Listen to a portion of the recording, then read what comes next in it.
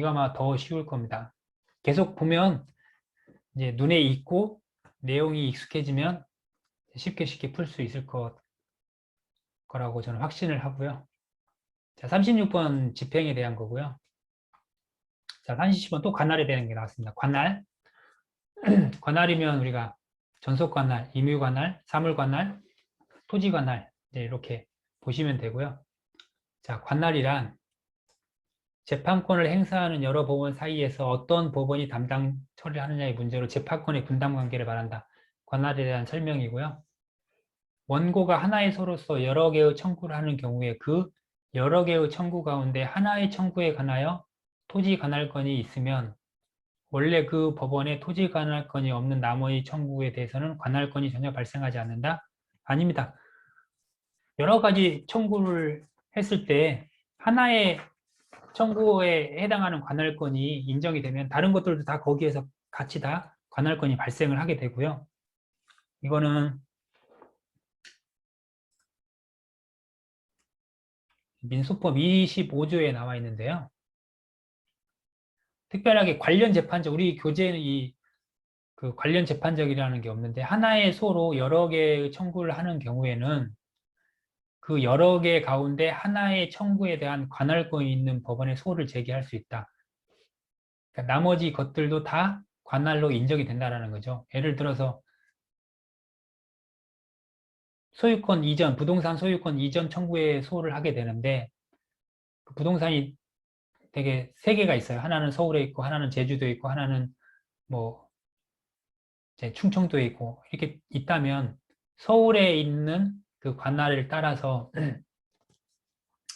서울에 있는 법원에다가 신청을 하게 되면 제주도나 충청도에 있는 그 부동산은 해당이 되지 않느냐 그게 아니죠. 다 같이 관할이 발생을 하게 된다는 그런 내용입니다. 토지 관할권은 나머지 그런 청구에 대해서도 관할권이 다 발생을 하게 됩니다. 3번 사물 관할이란 지방법원 사이에 정해놓은 분담 관계로 소재를 달리하는 지방법원이 아니죠. 사물 관할은 그 지방법원이나 지원 내부에 있는 단독하고 합의부에 대해서만 분담 관계를 해놓은 거죠. 여기 이 소재지를 달리하는 지방법원 사이에 정해놓은 분담 관계로 자연인의 경우 피고지 주소지에 보통 재판적이 있다. 이거는 토지 관할에 대한 설명입니다. 그 지방법원 사이에 분담 관계를 설정해 놓은 것은 토지 관할이죠. 자, 토지 관할이란 제1심 소송 사건을 다루는 지방법원 단독 판사와 지방법원 합의부 사이. 요게 이제 사물 관할이죠. 3번하고 4번하고 서로 바꿔놨네요. 자, 38번 민사소송과 강제집행. 자, 이것도 강제집행에 대한 내용이라서요.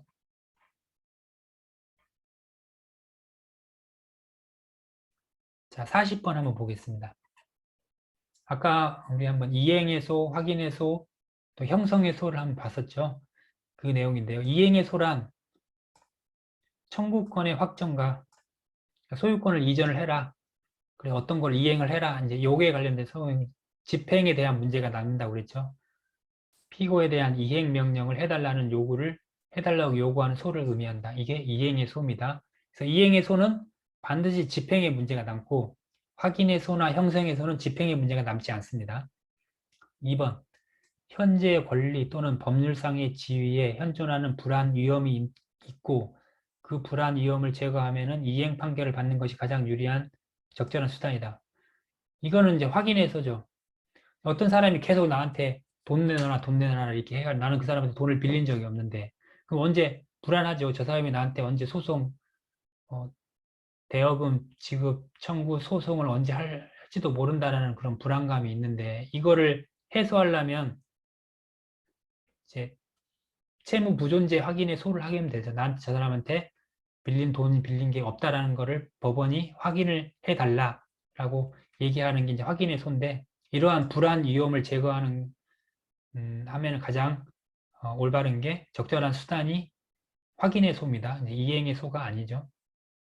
3번 확인의 소란 권리 법률 관계의 존부의 확정을 요구하는 소. 법률 관계가 있나 없나 그 관계를 확정을 요구하는 소가 맞습니다. 형성의 소란 법률 관계 변동. 요구하는 소를 말한다. 맞죠? 형성의 소가 어떤 법률 관계 변동. 그 공유물 분할 청구의 소송은 공유물을 지분으로 가지고 있던 그 관계가 공유물 분할 청구 소송을 통해서 각자 지분으로 나눠지죠. 이제 그래서 그 지분을 각각 독립된 지분으로 그 공유물이 나눠지게 되는 거죠. 그러면서 법률 관계가 소멸이 되는 거죠. 지분 관계에서 해소가 되면서 이렇게 법률 관계의 변동을 자동적으로 갖게 만드는 소가 형성의 소입니다.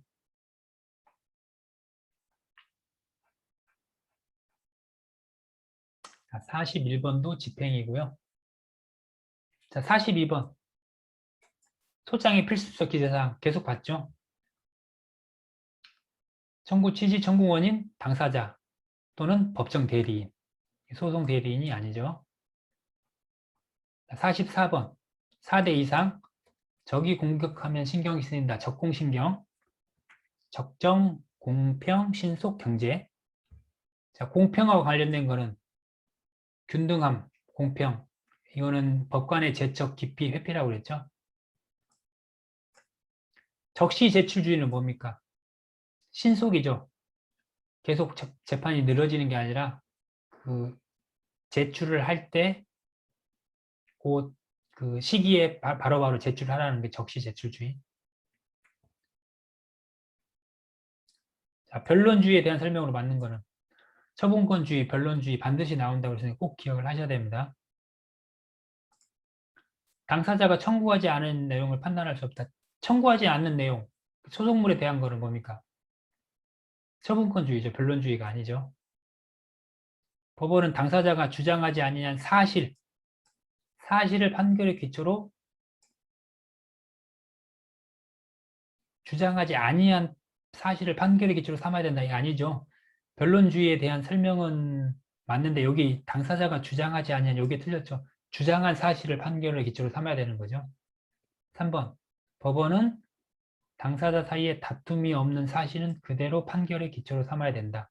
다툼이 없는 사실, 재판상 자백 간주라고 그랬죠. 이거는 그대로 판결의 기초로 삼아야 됩니다. 변론주의 맞죠? 3번. 법원은 당사자 사이에 다툼이 있는 사실을 인정하기 위하여 반드시 직권으로 조사해야 된다. 다툼이 있는 사실은 어떻습니까? 직권으로 할 필요 없지. 그거를 주장하는 사람이 책임인 증거를 통해서 그 증거를 가지고 판단을 하면 되는 거죠. 직권으로 조사하는 게 아닙니다. 46번은 집행이고요. 47번 집행, 48번도 마찬가지고요. 49번 집행. 자, 51번 보겠습니다. 다음 중 민사소송 절차에 관한 설명 중 틀린 것은 아까 살짝 봤는데요. 원고가 하나의 소송 절차에서 복수의 청구를 하는 경우 소송물이 여러 가지라는 얘기죠. 소의 객관적 병합이라고 한다. 소송물은 객관적, 사람은 주관적이라고 그랬죠. 사람을 다수를 묶는 거는 객관적 변합. 다수의 소송물을 묶는 거는 사람을 다수의 사람을 묶는 거는 주관적 병합. 다양한 소송물을 묶는 거는 객관적 병합이라고 그랬습니다. 1번 객관적 병합 맞죠? 소송 계속 중에 피고가 원고에 대하여 본소의 소송 절차에 병합하여 제기하는 새로운 소송을 반소라고 한다. 반소 내용이 처음에 나오는데요. 반소 내용을 한번 보고 가시겠습니다.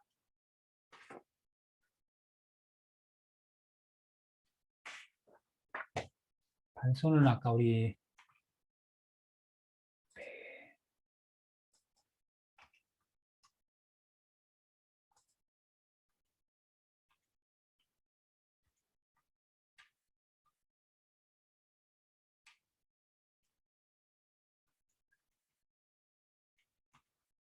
8장에 나와 있고요.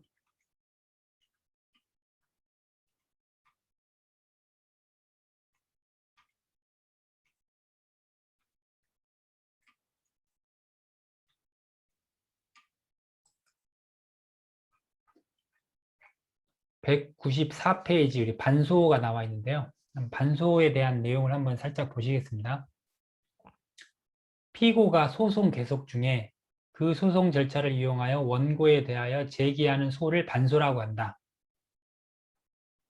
자, 원고에게 소의 변경이 예를 들면 이런 거죠. 이제 A라는 사람이 물건을 B에게 물건을 팔고 B로부터 물건에 대한 물품 대금을 받아야 되는 거예요. 근데 이제 A가 물품 대금을 못 받아서 물품 대금 지급 청구에 소송을 했습니다.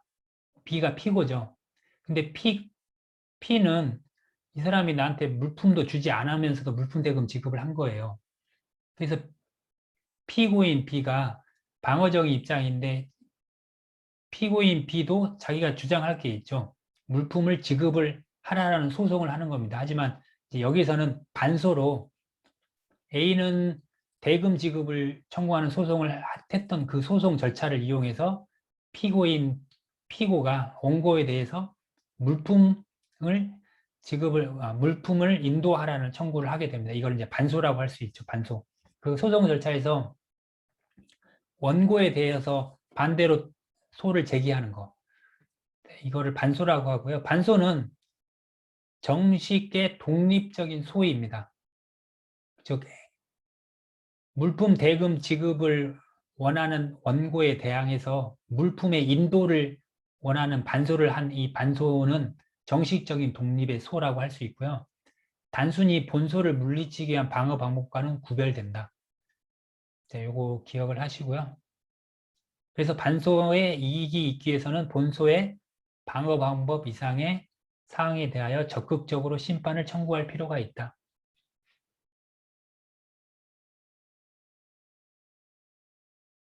예를 들어서 아까 A가 물품 대급 지급 청구에 소송을 했습니다. B를 피고로 해서. 근데 B가 반소를 하는데 물품 대급 진급, 물품 대금 채무 부존재 확인의 소를 반소를 했다. 이건 반소가 아니 되는 거죠. 그거는 어차피 본소와 내용이 같기 때문에 반소는 단순히 방어 방법으로 되는 게 아니라 새로운 공격으로서의 방법이 돼야 되는 거죠. 그래서 단순히 채무가 없다라는 채무 부존재 확인의 소로 반소를 하는 것은 반소가 인정이 되지 않고요. 새로운 방어를 뛰어넘는 공격이 인정이 돼야 됩니다. 지금 물품 대금 지급에 대해서 뛰어넘는 공격은 물품 인도 청구의 소송을 하는 것이 그 방어 방법과는 이제 뛰어넘는 새로운 공격 방법이 될 수가 있는 거죠. 그래서 이렇게 본소의 방어 방법 이상의 사항에 대해서 적극적으로 심판을 해야 반소가 인정이 된다. 그거를 기억을 해 두시면 되고요. 자, 반소에 대한 내용이 나왔길래 한번 봤고요. 반소는 또 앞으로 계속 문제가 몇 번 나오거든요. 그때 다시 한번 보도록 하겠습니다. 한번 한 개의 소송 절차에 수인의 원고 또는 피고가 관여하는 소송을 공동소송이라고 한다. 공동소송이라고 하죠. 4번 확정된 종국 판결에 있어서 청구에 대한 판결 내용은 당사자와 법원을 구속하는 바 당사자는 그에 반하여 되풀이하여 다투는 소송을 할 수 없으며 법원도 이를 재심사하여 그 내용과 모순 저촉 등을 판단을 해서는 안 된다는 구속력. 이거는 기판력에 대한 설명입니다. 실체적 확정력이거든요. 그래서 한 번 판결이 나서 종국 판결이 나서 했던 내용은 이미 이제 확정이 돼서 판결로 확정이 된 내용은 A가 B를 대해서 했던 물품 대금 지급의 청구 소송이 확정이 됐어요. 그러면 이제 이거를 또 다른 법원에 가서 이거를 다시 소송을 할 수가 없는 거죠. 이미 다른 그 법원도 이 소송에 구속된다. 이건 실체적 확정력이라고 하거든요. 이걸 기판력이라고 하는데 이거에 대한 내용은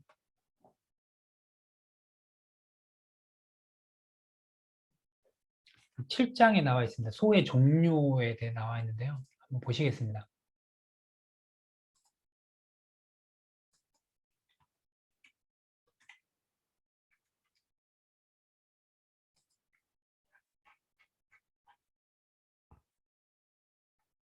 자, 179페이지 실체적 확정력이 나오는데요. 자, 형식적 확정력은 법원의 종국 판결에 대하여 더 이상 불복 방법이 남아있지 않으면 소송이 끊임없이 계속되는 걸 방지하는 역할을 하지만, 형식적 확정력은 당해 절차 안에서 불복하는 걸 차단하는 효력이므로 또 다른 그 법원을, 다른 법원을 구속하는 건 아닙니다. 그 안에서만 차단하는 효력이기 때문에 당사자들이 새로운 소송으로서 또 다른 분쟁을 하는 것을 막지 못한다. 다른 법원에서 새로운 소송을 하는 것까지는 막지 못합니다. 형식적 확정력은. 하지만 이러한 폐단을 막기 위해 기판력 제도, 즉 실제적 확정력을 만들었는데, 이 기판력, 즉 실제적 확정력이라는 것은 후소송 법원에 대하여 가지는 구속력을 말합니다. 자, 그래서 그 후소송 법원에 대한 것까지 구속을 하는 것은 실체적 확정력이라는 거. 지금 이 설명하는 것들은 실체적 확정력에 대한 설명입니다. 그래서 형식적 확정력은 틀린 표현입니다. 자, 52번 금전, 기타 대체물, 유가증권, 지급을 목적으로 하는 청구권, 간이, 신속, 독촉이었죠. 53번, 54번, 는 집행, 55번 보겠습니다. 민사소송의 파생 원칙, 우리 4장에 나와 있는 4장을 한 번도 안 봐서 4장 한번 보겠습니다.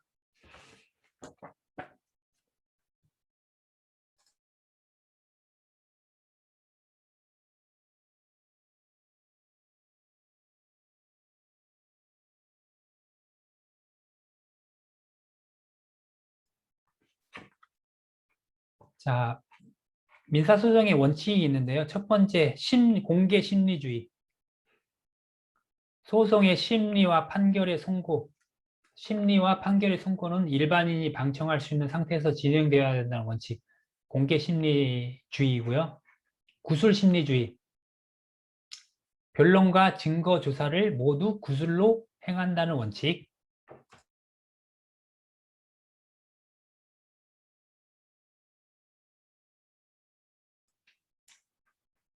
세 번째,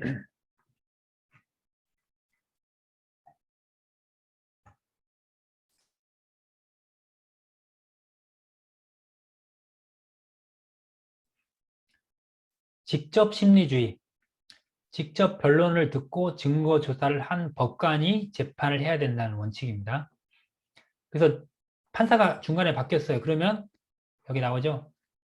법관이 바뀐 경우에 새로 사건을 심리하는 법관을 위하여 이제까지 진행된 변론을 반복해야 하는 번거로움이 생길 수 있기 때문에 원래는 반복해서 해야 됩니다. 이 법관이 새로 바뀌면은. 이때는 당사자의 종전의 변론의 결과를 진술하도록 하여 직접 주의를 다소 완화하였다. 원래는 법관이 바뀌면 다시 해야 됩니다.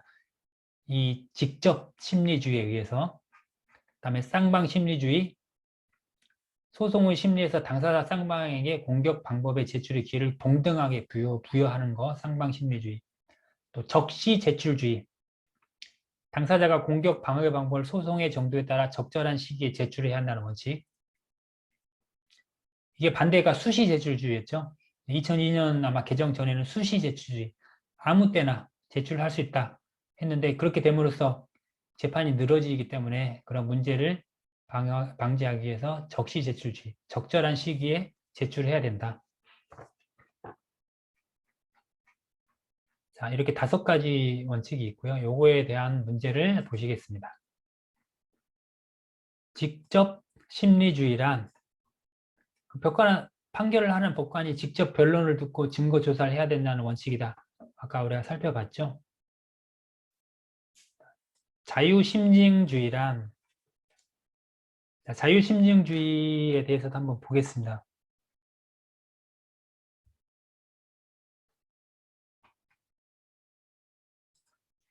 (133페이지인데요)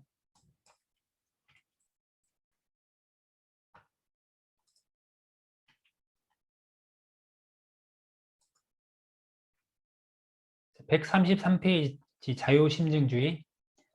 사실 인정에서 법관이 증거 방법의 제한이나 증명력을 법으로 정하는 등 증거 법칙의 제한 없이 증거 자료와 변론 전체의 취지를 참작하여 자유로이 그 확신에 따라 판단할 수 있다는 원칙.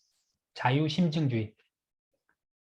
그러니까 원고 피고가 제출한 증거 자료 또는 변론 이런 것들을 참작해서 그 법관의 그 자유로운 그 확신에 따라서 판단한다는 원칙입니다. 자유심증주의. 자, 문제를 보면 자유심증주의란 절차의 개시, 심판의 대상, 절차의 종결에 대하여 당사자의 주도권을 주어 그의 처분에 맡기는 원칙. 이거는 처분권주의에 대한 설명이죠. 자유심증주의는 법관의 심증에 의해서 자유로이 판단을 한다는 원칙이죠. 자, 불이익 변경 금지 원칙이란 이건 항소에서 나오는 내용인데요. 불이익 변경 금지 원칙은 7장에 나와 있는 내용인데요.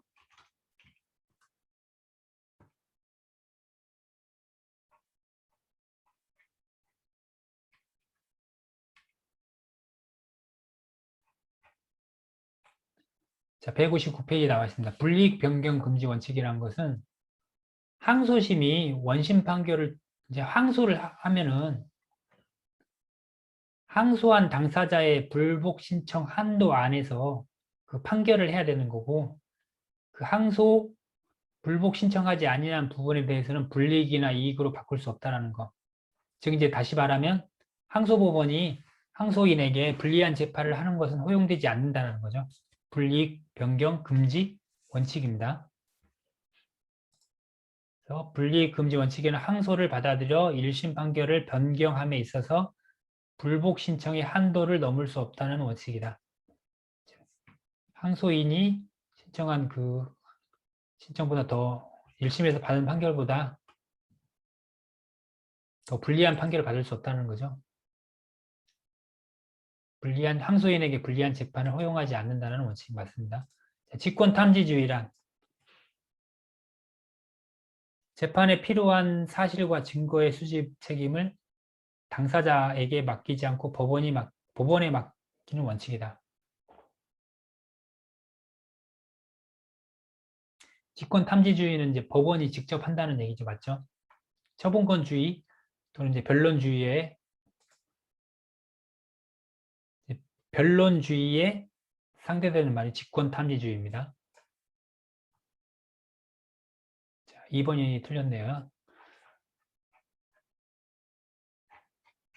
이 직권탐지주의에 대한 거는 우리 교재에는 나와 있지 않는 내용이거든요. 변론주의에 상대되는 말이라고 기억을 하시면 될 것 같습니다.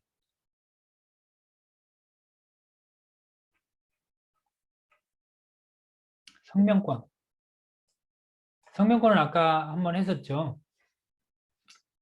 변론주의에서 그 원고가 제출한 증거 자료가 좀 부족했을 때 조금 더 그 자세한 자료를 요청을 하는 법원의 판단, 법원의 명령이라고 하고요. 자, 1번. 절차의 개시, 심판의 대상, 절차의 종결. 이거는 처분권주의죠. 당사자에게 주도권을 주어 그의 처분을 맡기는 이건 처분권주의입니다. 소송 자료, 사실 증거 수집, 당사자에 맡기고 당사자가 수집하여 변론에서 제출한 소송 자료. 이거는 변론주의죠. 일정한 집행 권한에 의하여 금전 채무를 부담하는 채무자가 채무를 이행하지 않은 경우에 법원이 채권자의 신청의 채무 자료 혹은 강제 집행에 대한 재산 목록. 이거는 재산 명시 제도인데요. 이건 집행에 나와 있는 내용입니다. 3번은 그 민사 집행에서 다루는 부분이고요. 소송 관계를 분명하기 위하여 당사자에게 질문하거나 증명을 촉구할 뿐만 아니라 당사자가 간과한 법률상의 사항 등을 지적하여 의견 진술의 지휘를 주는 법원의 권능. 이게 성명권이라고 합니다. 당사자의 변론이라든지 자료가 조금 미진한 경우, 불분명한 경우에 조금 더 증명을 촉구하는 법원의 권능, 성명권 4번이 맞습니다.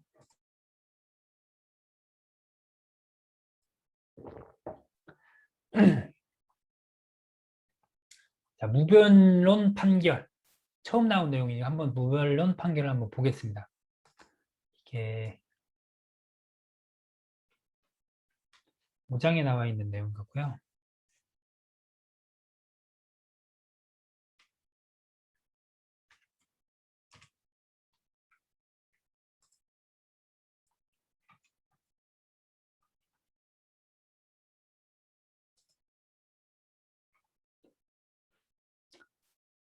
우리 교재 99페이지 보시면 5장에 이제 소송 절차에 대한 절차에 대한 건데요. 소장이 적식이면 법원은 소장 부분을 피고에게 송달하며 이때 피고가 원고의 청구를 다투면 소장 부분을 송달받은 날부터 30일 이내에 답변서를 제출해야 된다. 소장을 받은 피고는 30일 이내에 답변서를 제출을 해야 됩니다. 근데 이제 답변서를 제출하지 않거나 답변서에 대한 내용이 뭐냐면 원고의 주장은 모두 맞습니다 하고 자백하는 내용의 답변서를 제출한다. 이런 경우는 법원이 변론 없이, 즉 원고와 피고가 재판장에 나와서 판사 앞에서 그 자기의 그 변론을 하는 거 없이 그냥 판결을 할 수가 있고, 이거를 무변론 판결이라고 합니다. 자, 맞는 것을 한번 보시겠습니다. 소송 사건의 전부 또는 일부에 관하여 그 신급을 완결시키는 판결. 이거는 종국 판결이라고 하고요.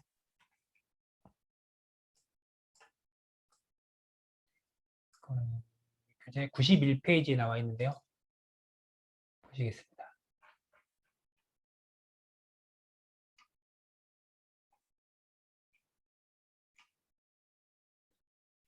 91페이지에 판결의 종류인데요. 종국 판결, 소송 사건의 전부나 일부에 대하여 그 신급을 완결하는 판결. 이건 종국 판결이고요. 소송의 심리 중에 문제가 되었던 당사자 간의 일정한 쟁점을 종국 판결 전에 미리 해결하는 판결. 이거는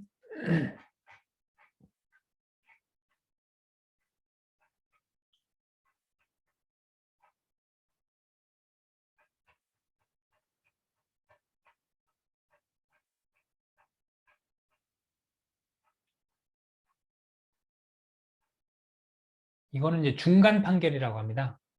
종국 판결을 하기 전에 미리 다툼에 대한 것들을 결정을 내리는 것들이 중간 판결이라고 하고요.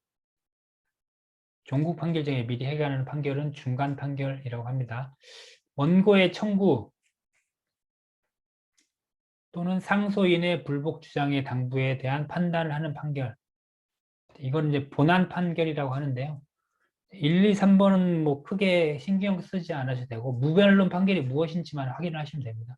소장의 부분을 송달받은 피고가 30일 이내 답변서를 제출하지 않거나 답변서의 내용이 그 원고의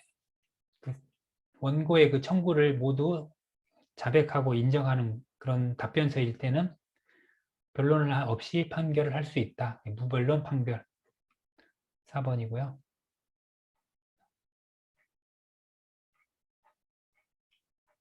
네, 2016년도 이제 이렇게 하면 완료가 되고, 마지막 15년 거 한번 해보겠습니다.